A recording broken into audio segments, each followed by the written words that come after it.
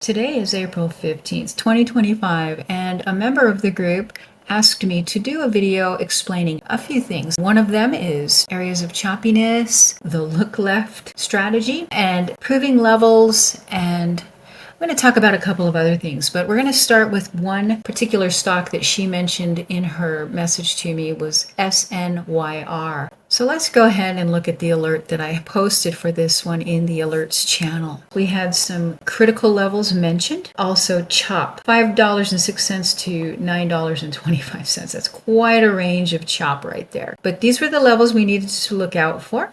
So let's look at the chart. And let's look at the daily chart first to help you understand how I picked out the chop. You see all this congestion over here to the left. On the daily chart, we have a lot of candles stacked in this region right here. This is from $6.25 pretty much all the way up to this $9.25, but it's also choppy from $3 on up. I mentioned $4.24 as critical, and that's because it was both support and resistance for kind of an extended period of time. Not multiple times, but an extended period of time. Usually when I see it hitting it multiple times, like price will do this and this and this, and it hits the same level multiple times, that's really what a critical level is, in my opinion. This here is more or less a chop zone. But because it tagged it both on the upside and the downside, that qualified it as critical as well. Let's look at the minute chart and see how that played out. I didn't start posting till around 5 o'clock this morning, and it had already made the move, right? It had already hit this critical level, $5.69, and this level of $4.24.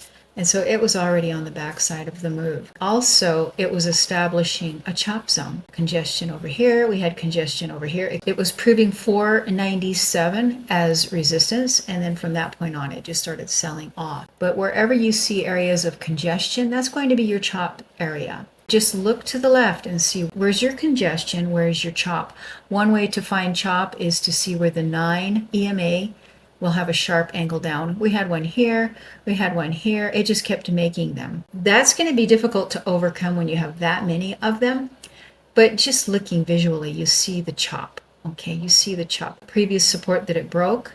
So that's going to be a level here where the 34 flattened out. So that's SNYR. The only reason I had posted that one is it was being discussed in the Discord. And so I felt like I need to show you guys where these levels are so you'll know not to get in. At 5:04 after I posted it, it proved that as resistance, that target. And from that point on, price just sort of failed each level. So now let's look at MURA, the alert that I posted on it at 6:10 this morning. You want to make note of these, and sometimes I'll add additional information later on, so make sure you turn to the alerts, see if I've added anything, because I'm doing this real time.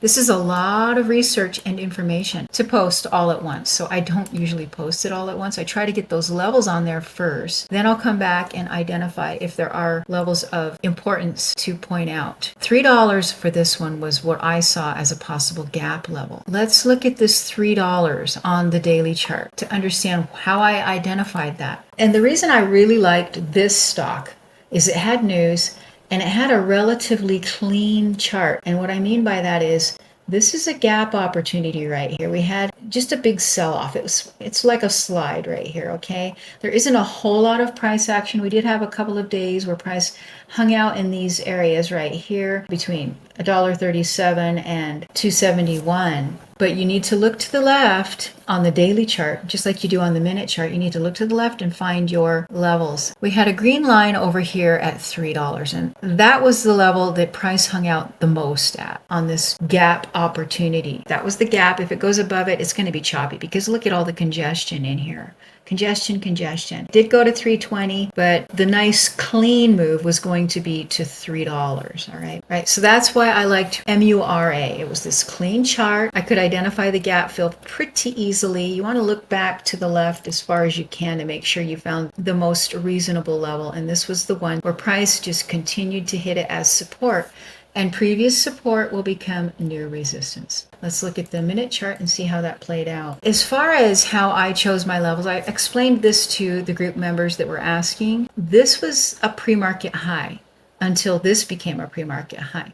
And this level over here, this $3.20 level, really hadn't been proven as support yet. So I marked that once price proved this level, this $2.08 level, once price gets going, it's going to need to come back and use that as a stair. This was a really wide range from $3.08 all the way up to our next level was $2.70 or whatever it was, $2.75. That's a wide range. So that's why I felt like, hey, if there's pullbacks, it generally will look for price to be its support. And so that's why this level to me was the one to look for. You could have used this red line if you wanted to, if you didn't want to use that high wick. Look to the left, to the previous high. It's going to need to prove that as support. And here, see how the candle proved it as support? It bounced back up and it held that. So that was proving of support right there. And then price hit this level. At that point, I can move it to this next, right? Because that's how our stairs work. Once price hits the target, this was the $2.87 target. Once it hits that target, you can bring it down to the pre-market high right here. This was the actual pre-market high. And then you can use that as your new stop loss. And here, look how it traded that. Price found that level from the pre-market and it held it. And that's how I was able to stay in, because it continued to hold it. No bodies. Yes, we had some tails break below it, but no candle bodies closed below this pre-market high. So that allowed me to stay in the trade all the way to my $3 target, which made sense that price would go there, because you saw the daily chart. You saw how it was a slide, not a whole lot of price action on that sell-off. Price was going to try to reclaim this. And here's the 320 level. In the chat room, I said anything above 3 will be choppy at best. You can see why. Previous support, remember this was a support level on the daily chart. Previous support will become new resistance, and here it was being resistance. And once it proved it as resistance, it was done. All right, so I hope this video was helpful to you. If you have any additional questions, let me know, and we'll talk soon.